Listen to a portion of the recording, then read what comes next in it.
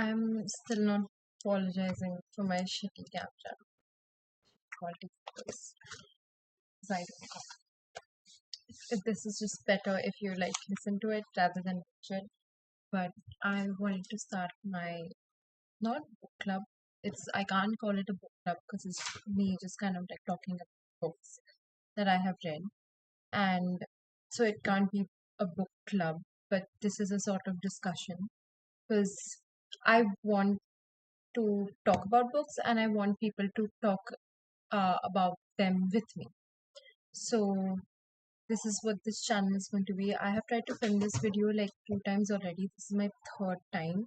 So whatever I have prepared, I'm just gonna go with it, and whatever it is, I'm just gonna post it because I don't have the time to stress out right now about this. Like if it isn't that good, then I can just take it down. But I think it will be good because I have prepared so much for it. The book that I wanted to do, I didn't intend to start with this book. Like, I didn't know I wanted to start with what book.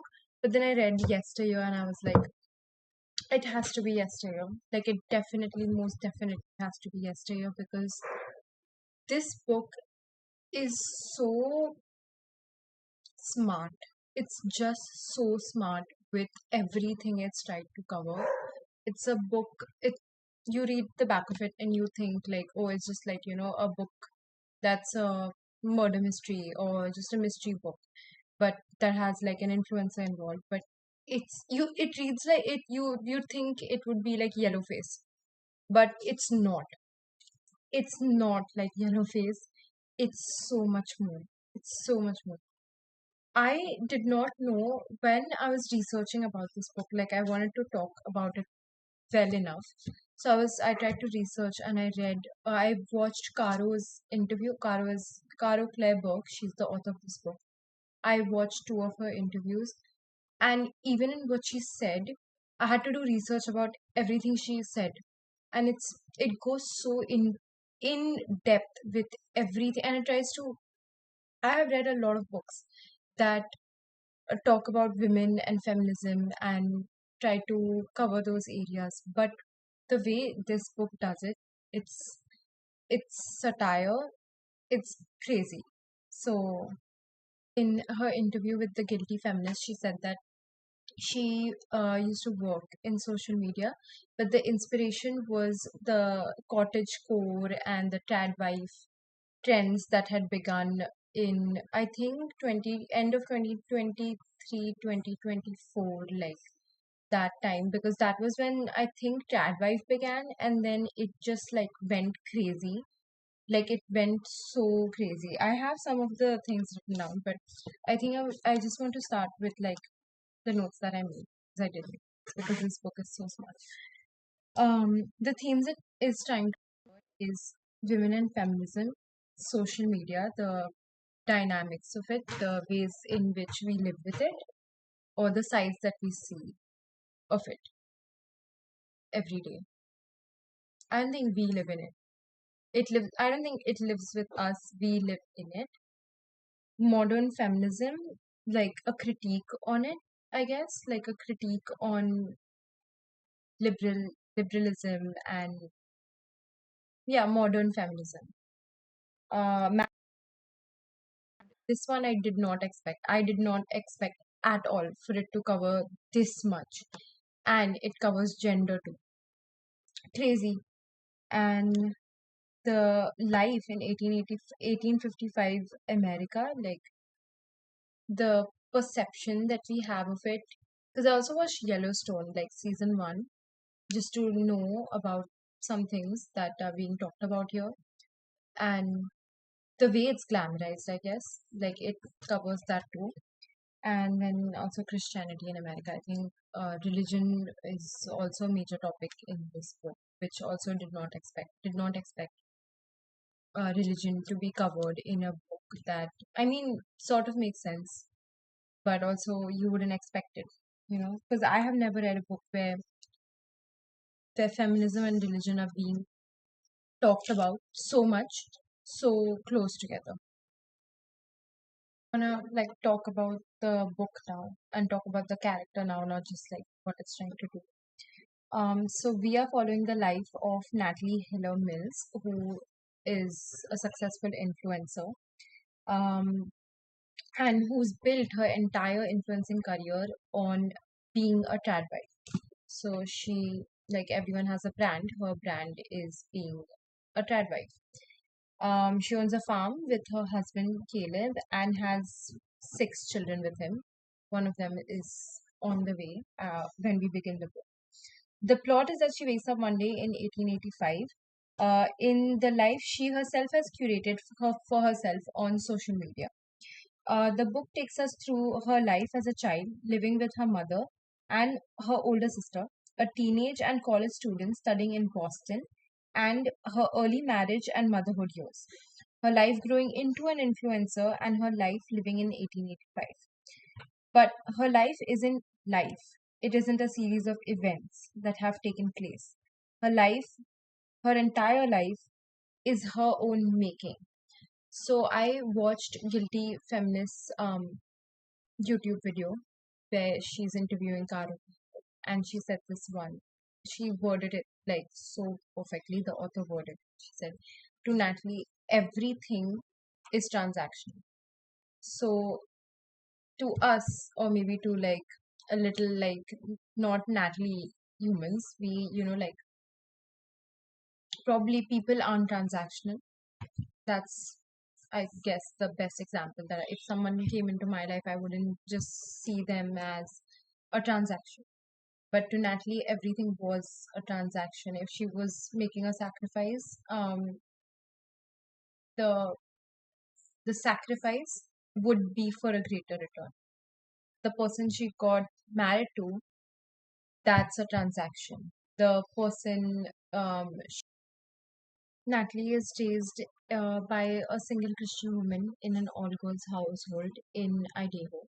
And she knows she doesn't buy into the whole idea of, she has faith in Christianity, but she knows she doesn't fit into like the common stereotype of a woman being a homemaker and having multiple kids. She knows that.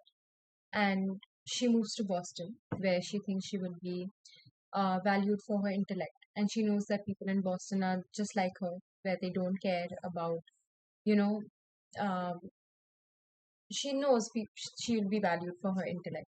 But here in her college life, it fails her in the sense that she's saying in one part of the book, she says that she thought she wanted the world, but she doesn't want the world. It's so scary. Um, so we start seeing here in this part of the book, this part really is a critique on liberalism. Like her college years are really a part on a critique on modern feminism. I've sort of written here that her college life, this part of the book, which really is a critique on liberalism and modern feminism. We start seeing here the politics of women's movement. The polarization of ideas feminism has evolved into. I personally have been reading my first feminist literature, like the first feminist book I read was My Body by Emily Ratajkowski. That was at the age of 17. I'm 21 today. And I still don't know, and I don't think any woman my age of who belongs to this generation or who belongs to any generation who has been following the women's movement still knows what it is to call herself a feminist. Because just just how much there is. Through Natalie's eyes, we see the evolution of women in society. All of the nine waves of feminism, we really kind of do see that. We see how maybe women have gone from the suffrage movement, that was the first women's movement that ever took place, to now, sort of going back, to wanting to go back, to desiring so much to going back to a life where you're just a homemaker, you're just a very devoted wife and a very devoted mother, and you just want to be at home. Again, in the Guilty Feminist, um, caro burke, she said that this really is a reflection of, like women wanting to return to a life of safety and security and not wanting a part in the real world. It just shows us how much of an unsafe world we are living in today.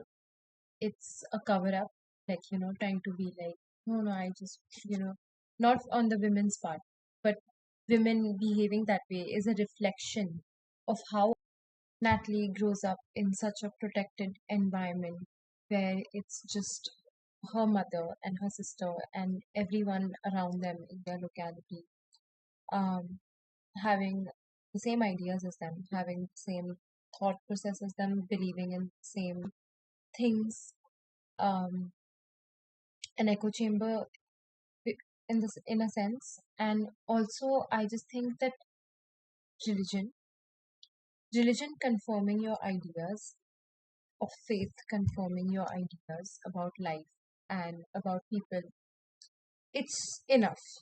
It's enough for you to believe that 100% because your faith said that. You didn't make your faith said something, and now people are just going about because in the same way because that is what is supposed to happen, you know. So when in her college life, when Natalie is first exposed to so many different ideas and so many different types, so many different choices that she could make, and the absurdity of it all, the the way young women have now, I don't know, like this sort of rebellion in not just this like hatred for men and hatred for society and hatred for motherhood and womanhood. You know, it's like a common thing that we see in women today because it's a level of anger, it's a level of rebellion, like, oh, like I never wanted to be a part of any of that. We see Natalie seeing all this and know the fear. I know the fear at least. Both of these women, Natalie and Jenna, we see them. Jenna, we only see through the eyes of Natalie. So obviously analysis is that analysis is incomplete.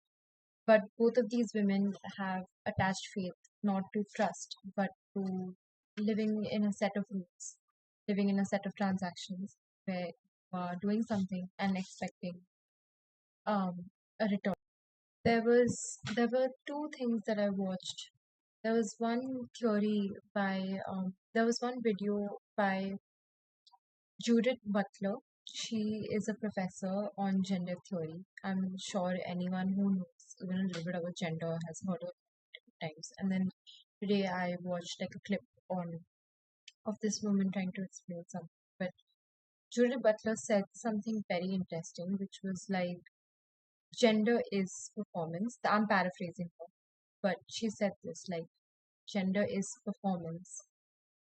And even that other woman, she said that the clip whose video I watched, she said that women are always women are always performers. So she gave a very like nice example. She said, if we want to achieve something, we don't imagine us achieving it and being happy. Instead, we imagine us achieving it and the people around us being happy for us. Being is always performing. Being a gender is always performing. It's always to fit into some sort of stereotype which the society has made for us. And yes, stereotypes are societal constructs. Gender is nothing but a very big bracket of a stereotype.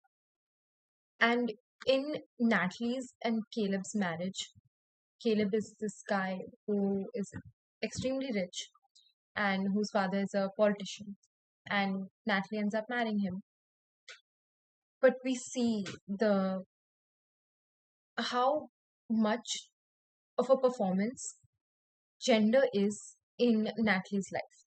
We really see that, and I think that's the most amazing part of this book apart from the talks on faith and Christianity, this is like the second best part, because even in like the guilty feminist video, um the interviewer says that, like, there's this part where Natalie says that if I was a man and he was a woman, I think both of us would be like really happy as people, but we're not.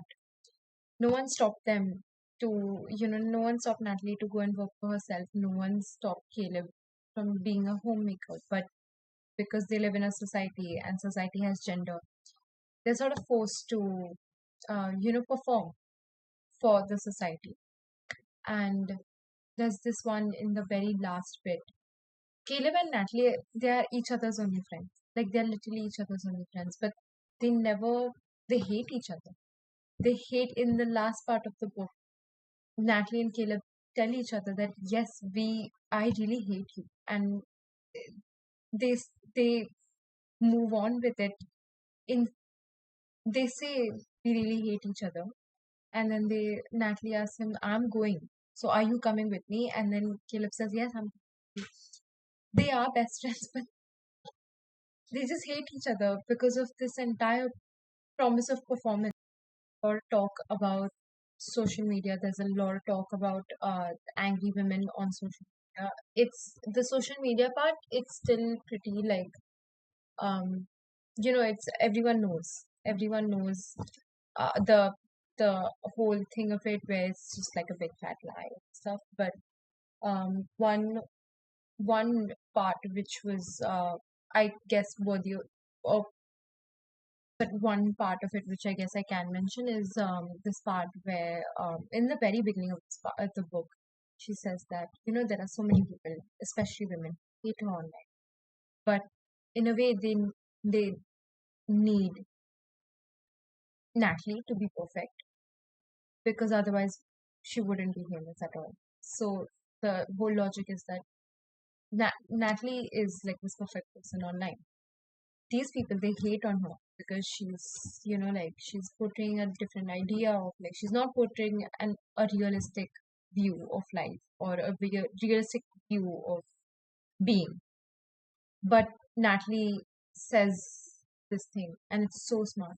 It's like, the women who are hating on her, they need Natalie's life to be perfect so that they can hate on her, so that they have this vent, so that they can be happy in the ideas that they have about themselves. If she was being realistic and if she wasn't perfect, she would be mediocre and no one would like her, because she's just like the other people. And it's just so smart, and the way Caro Claire Burke has put it, it's really, really amazing.